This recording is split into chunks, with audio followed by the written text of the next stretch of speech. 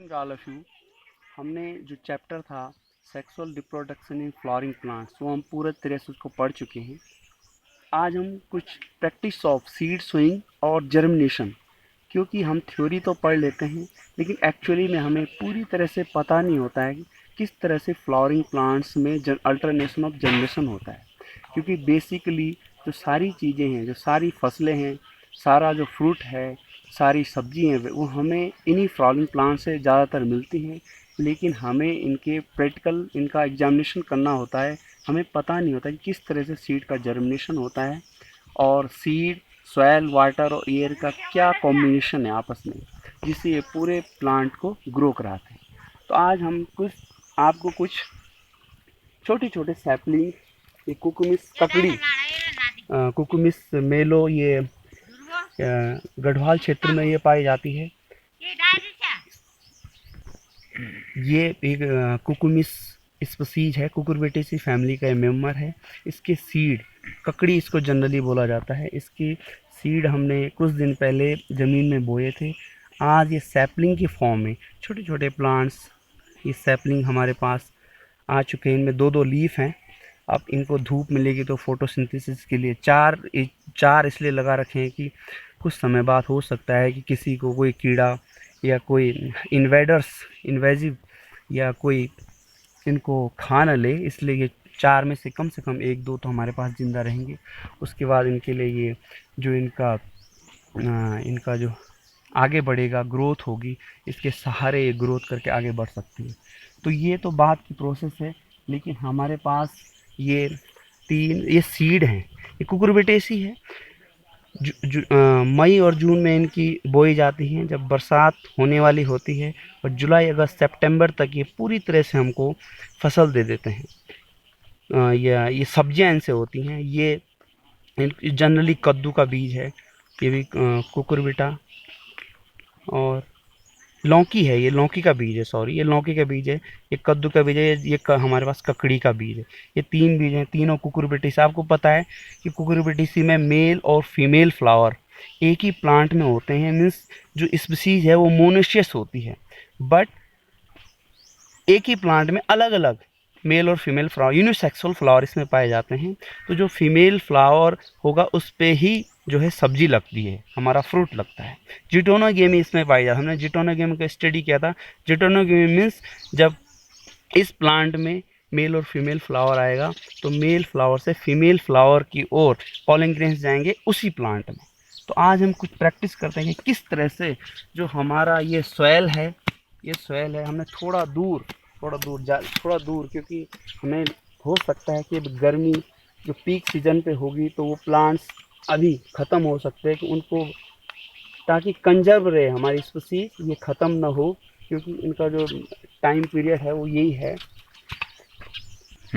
इस फील्ड में ये कुछ गेहूँ टिटिकम के अभी ये पके नहीं है पूरी तरह से, क्योंकि इस बार बरसात ज़्यादा हुई तो इनको पकने में थोड़ा देरी लगी। इसके पौधे कुछ जो पक गए थे उनको हमने निकाल चुके हैं, लेकिन इस फील्ड के ऊपर ही, क्योंकि अब ये वाले तो हम यहाँ से प्लांट हटा देंगे, लेकिन साइड हम सोइंग करेंगे। जो हमारे ये बीज हैं, ककड़ी इसको जनरली बोला जाता है, पहले पूरी तरह से, क्योंकि जो सीड जर्मिनेशन में सॉयल, एयर और वाटर का बहुत इम्पोर्टेंट योगदान है। बिना इन तीनों चीज़ों के हम सीड जर्मिनेशन को पूरा नहीं कर पाते हैं। इसके लिए एयरेशन भी अच्छी तरह से चाहिए। तो हमने ये फाइन पार्टिकल, ये सॉयल के हम बहुत फाइन पार्टिकल बना देते हैं, और इस तरह से इसके बाद कुछ दिनों बाद हम इसमें खाद का भी यूज करेंगे, गोबर का। ये हमने सीड, ये इस तरह से हमने सीड, क्योंकि इसका यहाँ से एम्ब्रियो बाहर निकलेगा तो हमें लग रहा है कि आसानी से निकल जाएगा। इस तरह से हमने ये दो इसलिए कि बाई चांस अगर किसी कारण एक सीड अपने को जर्मिनेट ना कर पाए तो दूसरा जर्मिनेट हो। ज़्यादा कुछ नहीं, बस फाइन पार्टिकल हमने ऊपर से डाल इस तरह से। और अगर सही ढंग से कॉम्बिनेशन मिल जाए, गर्मी ज़्यादा ना हो, मॉइस्चर ज़्यादा हो जाए, मॉइस्चर कंटेंट ठीक ठाक रहे, तो कुछ दिन तो इस तरह से हमने ये बढ़िया सा एक तैयार कर लिया है सीड जर्मिनेशन के लिए। एक बड़े से एरिया हमने तैयार कर लिया है।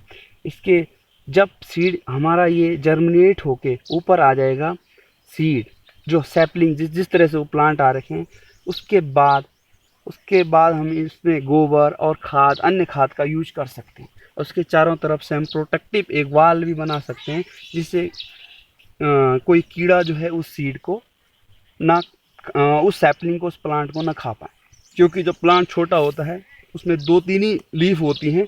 अगर इन दो फोटोसिंथेसिस से काम है, दोनों लीफ करेंगी। इन दोनों लीफ अगर किसी भी कीड़े ने, किसी भी इसमें जो पेस्ट लगेगा उसने अगर खा दिया, तो इस प्लांट का जीना मुश्किल हो जाएगा। तो इसके साथ साथ आज हमने सीड सोइंग, जो सीड को कैसे बोते हैं, मॉइस्चर, वाटर और सॉइल का क्या योगदान है सीड में, वो डिस्कस किया। तो एंजियोस्पर्म के अंदर, डाइकोटिलियंस के अंदर कुकुरबिटेसी के मेंबर हैं ये सब, जो आप तरह जिनको हम ककड़ी, खीरा, ये सारे तरबूज, खरबूज, लौकी, ये सब कुकुरबिटेसी के मेंबर होते हैं, जिनमें मेल और फीमेल फ्लावर एक ही प्लांट में लेकिन अलग यूनिसेक्सुअल फ्लावर पाए जाते हैं। तो ये हमारे पास सीड हैं। तो इस तरह से आप देख सकते हैं। आप भी हम बायोलॉजी सब्जेक्ट को पढ़ते हैं, लेकिन हम थ्योरी पे, पोर्शन पे काफ़ी ध्यान देते रहते हैं, लेकिन हम ये नहीं देखते कि जो बायोलॉजी, जो जीवन से संबंधित जो साइंस है, किस तरह से सारे प्लांट अल्टरनेशन ऑफ जनरेशन करते हैं, किस तरह से अपनी प्रोजेनी को आगे बढ़ाते हैं। तो इसका थोड़ा सा एक छोटा सा उदाहरण, यही जो प्लांट है, यही प्लांट है। इसी प्लांट में जब ये प्लांट बड़ा होगा, फ्लावर बनेंगे, पॉलिनेशन होगा, फिर सीड बनेंगे, फिर इसी प्लांट में फ्रूट होगा, और उसके बाद उस फ्रूट के अंदर सीड होंगे। उसी सीड को हम ज़मीन में बो देंगे। This is called alternation of generation. Alternation of generation आज अच्छी तरह से हम प्रैक्टिकल इसका एग्जामिनेशन भी हम समझ चुके हैं। Thank you for today.